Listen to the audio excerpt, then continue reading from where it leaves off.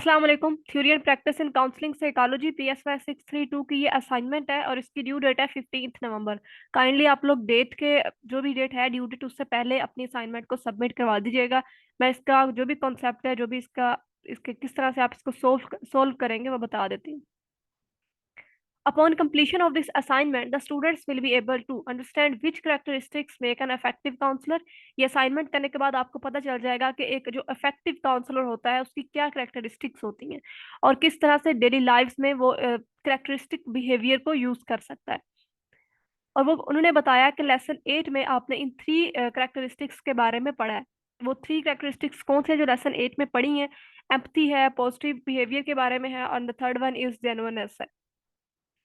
2 case उन्होंने बताया हुए हैं। केस 1 हम स्टडी करते हैं कि Adnan is working as a counsellor with a client who has lost his wife recently in an accident. While the client is sharing his experience, Adnan listens very attentively, maintains eye contact and provides comfort. At one point during the session, the client, while sharing certain memories, start crying and Adnan offers tissue to him.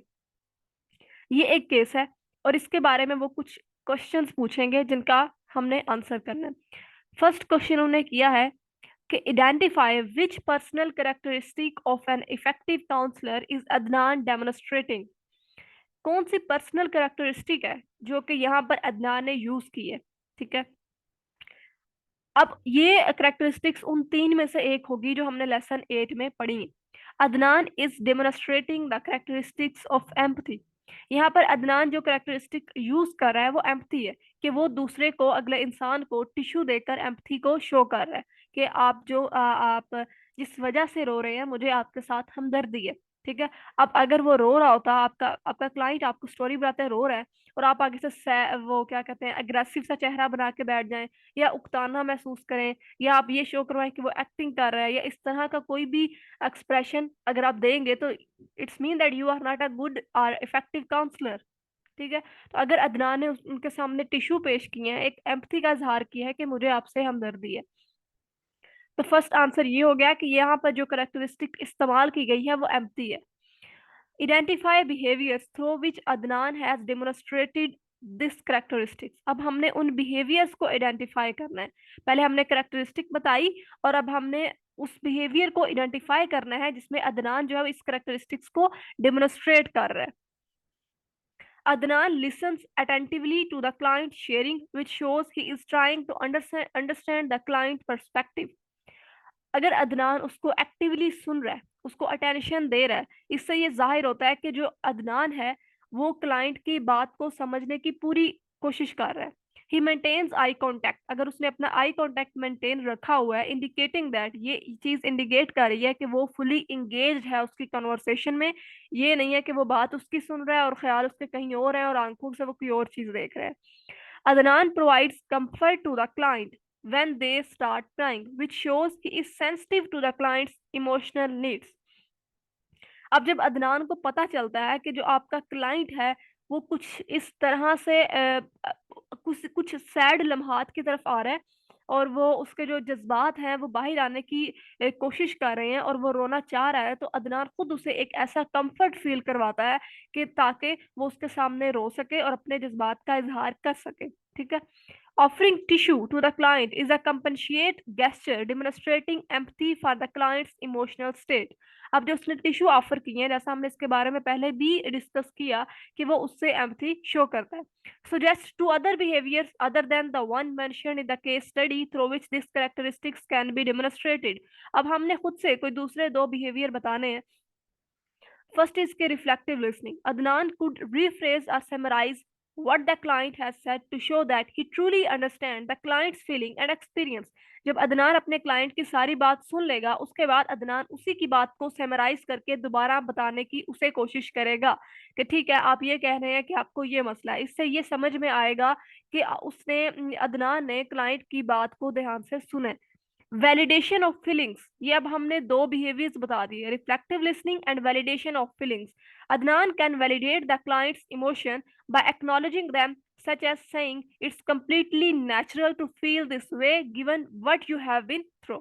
ठीक है, अदनान मतलब can validate the clients emotion, वो client के emotions को validate करेगा, उसको acknowledge करेगा और उससे इस तरह के कोई अल्फाज बोलेगा कि इट्स कम्प्लीटली नेचुरल।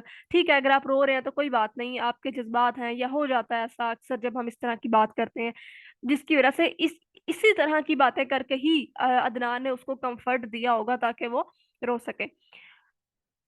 यहाँ पर आई होप कि आप लोगों को केस स्टडी की समझ आ गई, आंसर्स की भी समझ आ गई। अब आपको मैं ये बताती चलूं कि आपने इसको कॉपी पेस्ट तो करना नहीं है, लेकिन ये जो फर्स्ट करेक्टरिस्टिक्स है इसकी आप भी एम्पैथी ही लिखेंगे, क्योंकि ये करेक्टरिस्टिक है, ये चेंज हो नहीं सकती।